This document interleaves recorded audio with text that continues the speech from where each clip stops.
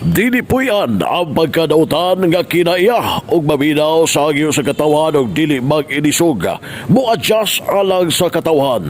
Kini ang pahinumdum sa Arsobispo sa Archdiocese o sabi sa Archbishop Martin sa Almento Hamawa di palmagdugay nga naghatong pagtagad nga ang pari na hulmaman sa nagsalabi ni Kristo og dili Puy-An ang pagkadautan nga kinaiya og maminaw alang sa katawhan. Mo-adjust sa unsay buot sa katawhan kung hasumay kini sa pagpaningkamot alang sa kaluwasan. Ang pari sumapas sa Arsobispo sulugoon sa Dios nga nahimong sandayong alang sa pagpasayloan, kaluoy o mabination sa katawhan nga magpakita sa kaluoy alang sa tanan o ang pari dili kini puhunan aron yukbuan og tahoron sa katawhan. Dugang pa sa Arsobispo nga pagkapari bao ang mapamsanon nga nag-alagad sa katawhan nga andam nga mosakripisyo kasama ni Kristo nga nagdupa sa krus. Nagpahinumdum sa mga Arsobispo nga ang halad kolekta gikas katawhan dili kini alang sa kaugalingon nga bulsa sa pari. Ang kolekta dili isulod sa bulsa kay alang kini sa simbahan. Kung kini gitugyan aron mo pang apod-apod ngadto sa mga kabos nga mga katawhan. Gatagan gayon og napagdagan sa nagunang magbalantay nga ang pagkapari wala nagtumog aron madato nang pari aron nga mupuyo kini sa yano nga kinabuhi nga sama ni Kristo o kung adunay mutabang usab ilabi na ang katawhan ipaklaro gayon kung alang ba kini sa personal o alang sa simbahan kay kung isulod kini sa iyang kaugalingon nga bulsa nakasala na ang pari. Mosa sumapas sa Arsobispo ngadto sa mga mutabang ilabi na sa mga Kaparian ipaklaro nga alang sa simbahan o alang kini sa personal.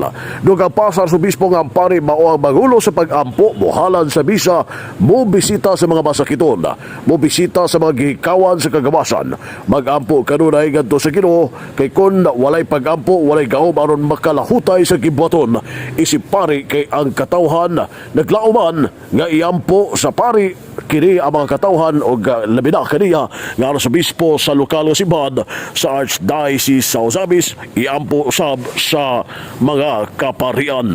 Ano ang payag sa Arsobispo sa lokal nga simbahan sa Archdiocese sa Ozamis Archbishop Martin sa Almento Hamawa Dili. Priests are called to be dispensers of forgiveness, showing mercy and compassion to all. Ang pagkapari dili puhunan aron yukbuan og tahuron sa mga tao. Ang pagkapari mao ang pagka mapaubsanong gaalagad sa katawhan. Andam nga mo sakripisyo muhalad sa kinabuhi sama ni Kristo nga midupa sa krus. Dumigyod labi na gyud kining halad sa katawhan panahon sa kolekta. Dili kana imuha ang kolekta, dili nimo isulod sa imong bulsa. Alang kana sa katawhan ug ikaw ang gitugyanan nga moapod-apod niini sa mga kabos ug mga sinalikway. Wala ka magpari aron ikaw mamahimong dato. Gapari ikaw aron sama ni Kristo mupuyo sa kayano ug ordinaryo nga kinabuhi. Sabtang karon adlaw na mao ang ordinasyon sa pagkapari ni Reverendo Jeffrey Oracion nga himuon diha sa parokya San Jose ang Archdiocese Shrine of St. Joseph sa Sinakaban, Misamis Occidental nga himuon alas 9 hangtod na sa buntag. Pinaagi kini sa Arsobispo sa lokal nga simbahan sa Archdiocese o sabi sa Archbishop Martin Mawad pinaagi sa pagpandong sa mao nga ordinahan sa pagkapari nga si Reverendo Jeffrey Oracion. Busa ginapit ang tanan sa pagtambo pagsaksi ning talagsaon nga paghitabo sa simbahan ang kahigayunan labi na ang pagsaksi sa mamahimong pari na usab nga sakop sa Archdiocese sa Ozamis ang bagong pari nga ordinahan karon adlaw Marso 18 mga alas 9 hangtod na sa buntag diha sa parokya ni San Jose ang parokya ni Archdiocese ang Archdiocese Shrine of St. Joseph kalibutan sa Sinakaban, Misamis Occidental.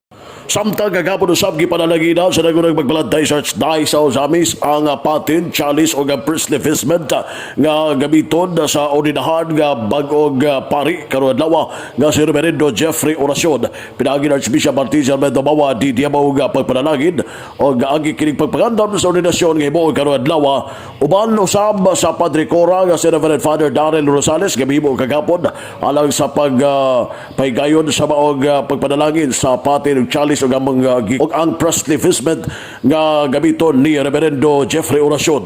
Kagapon uban usab gawa sa Padre Cora nga si Father Darren Rosales, ang mga kaparian nga sila si Reverend Father Vanet Caniete, uban sila si Reverend Father Cody Salinas o Reverend Father Emmanuel Pujutan nga sinaksel kini sa katawhan sa Sinakaban Misamis Occidental ang maong pagpanalangin sa mga galamiton diha sa pagpaygayo sa ordinasyon sa pagkapari karong adlaw. Alang sa diya extendisiman yung kapalang radio si Maad Dominio Manuel Urod Kini Gier, danang sa nagbayan.